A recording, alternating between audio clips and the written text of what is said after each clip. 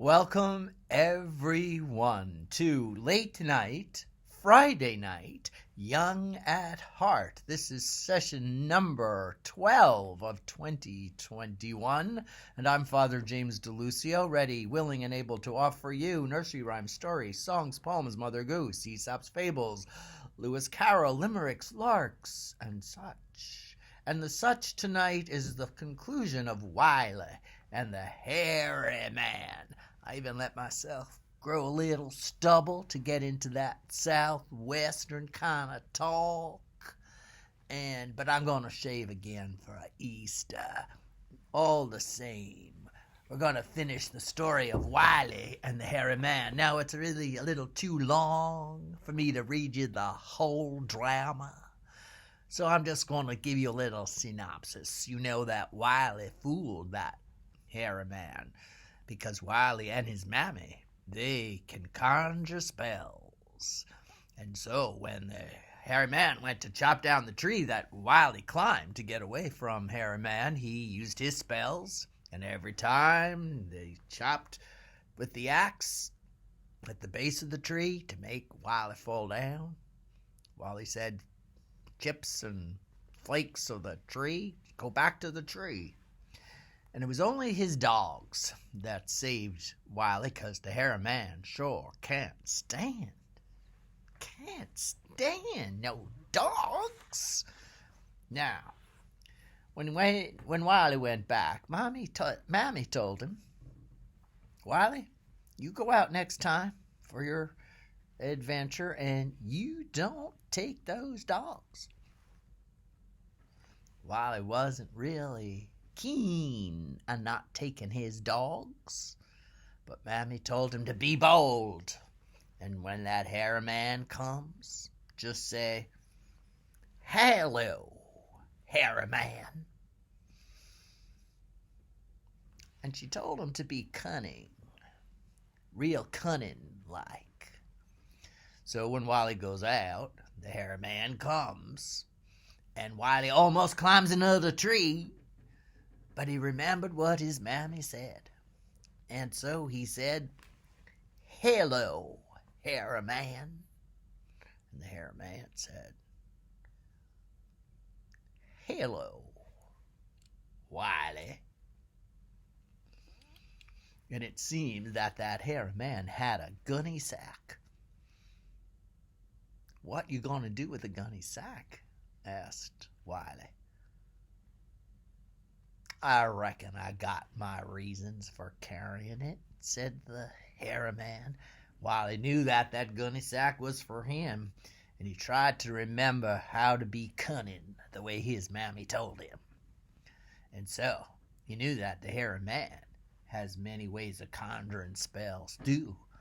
And so he challenged the Hairy Man to turn himself into a giraffe, and then an alligator, and then a possum. Well, possums are easy to grab onto. And Wiley, when the Hairy Man turns himself into a possum, Wiley grabs him, puts him in the gunny sack, and throws the sack into the river. Now, this Hairy Man, he's, well, what should we say? He's indomitable. So he knew that wasn't going to keep the Hairy Man down. That Hairy Man just don't drown. So he and his mammy made another plan. And if you fool the Hairy Man 3 times, then he won't bother you no more. So Mammy put her wits to the test, and she told Wiley to go buy a little pig. Not a suckling pig. Well, maybe suckling pig. Maybe it was still suckling. Yeah.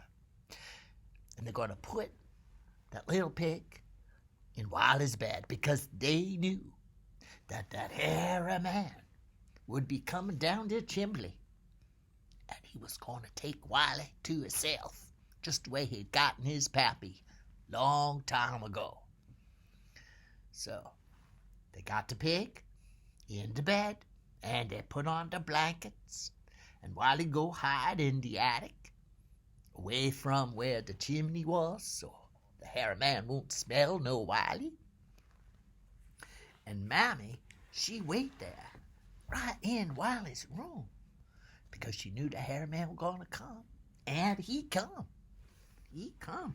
And this is where we pick up for the conclusion of Wiley and the hairy man, the hairy, oh so scary hairy man. Mammy, said the hairy man, I is come. I done got your hubby, that's Wiley's pappy, and I'm gonna get him. Well, said Mammy, said she, you ain't gonna get him. I better get him, said the hairy man, looking as mean as the hairy man can. I think I'll turn into a spider, Mammy, and bite you. And Mammy said, well, I conjure spells too, and I'll just turn into flice water and smite you. And the hairy man said, I'll make the lightning burn your house. And Mammy said, I'll call the rain the house to douse. And the hairy man growled a cuss in the air.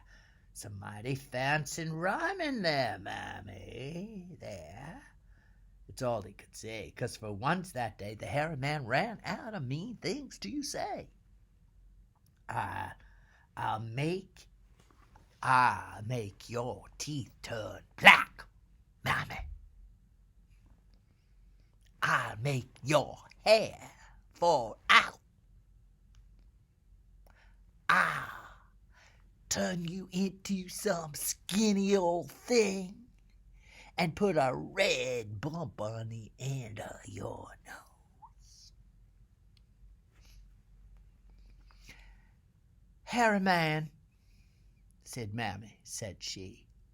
She'd forgot what a rat the hairy man really is. You wouldn't do that. That's plumb underhanded. I'm a plumb underhanded hairy man. So Mammy said to Hairy Man, said she.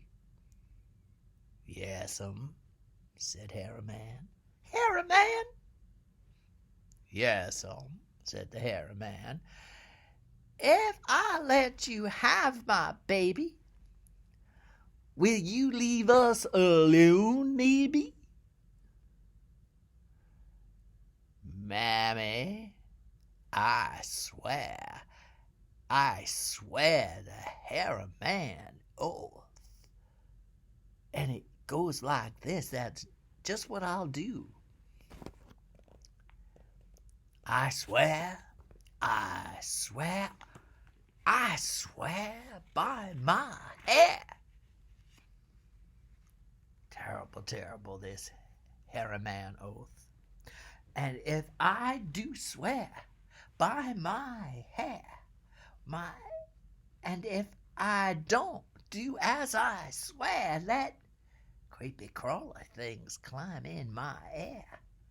If I don't do what I say I will, let my eyes pop out and roll down the hill. Terrible, terrible, this hairy man oath. If I don't do what I say I'll do, let my face turn green and my nose turn blue. Well, now there's just one thing. The hairy man oath don't mean anything. 'Cause that hairy old man just always keeps his fingers crossed behind his back. Everybody knows that. Everybody knows that. To make the hairy man go away and never come back another day was to fool him one more time, and that was what Mammy had to do. Well, "Hairy man," said Mammy, said she. "Hairy man." "Yes'm." "Come on in, then. Go to the bed. He in there." The hairy man went to the bed. He pulled back the covers, and hey, this here's little old pig. "Well," said Mammy, said she, "I said my baby was in the bed. Ain't it a baby?" "I reckon, maybe," said the hairy man, said he. "Ain't it mine?" said Mammy, said she. "I'm not denying that," said the hairy man. "Well," said Mammy, "like I said, there's my baby. He's there in the bed." Well, the hairy man raged, and the hairy man yelled, and the hairy man stomped and gnashed his teeth. He gnashed his teeth.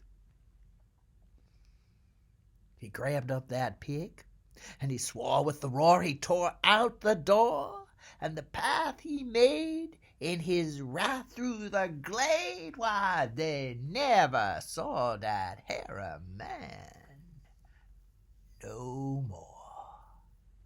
No more. Then Wiley come down from the attic, and he hugged his old Mammy, and he said, "Mammy, Mammy," said he.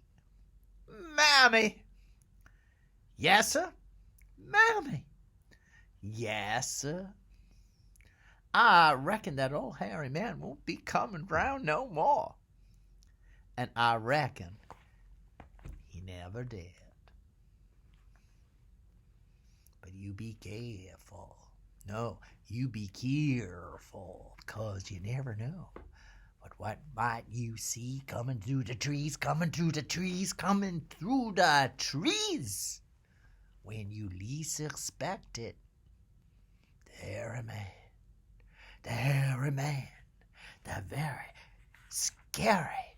You must be wary of that hairy man. The end. Thank you so much for joining me this evening.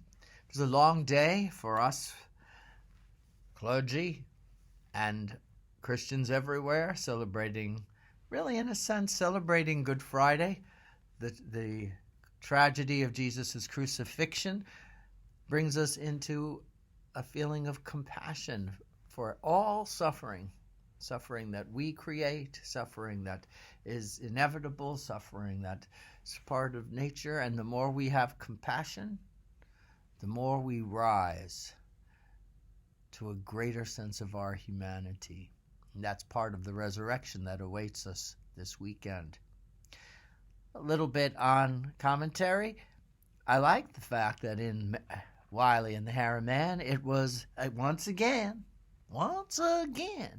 the wisdom of women that learn how to foil the best laid plans of the man, especially the hairy man. We need that woman's intuition. And don't forget, it's the women who stand by Jesus too. Put us man to shame. Yeah. So we might feel very and oh so very worn out and weary by the reality of so much violence for Jesus and violence in our world. But using our wiles, I think that's why he was called Wiley. Using our wiles, and remember Jesus says, be cunning as serpents. And then you can be gentle as doves. And then you can give that hairy man a shave. So have a good night. Be thankful for compassion wherever you find it. And generate some of your own, because, something good, it just keeps growing and growing and growing.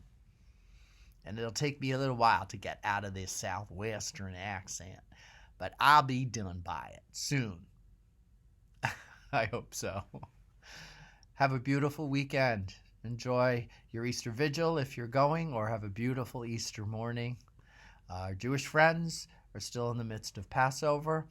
May all the worries pass over you, and may together all of us rise up to defend one another, to not let evil get its power, and to help the world to rise up to a better vision that we're all children of God. Good night, everyone. God bless.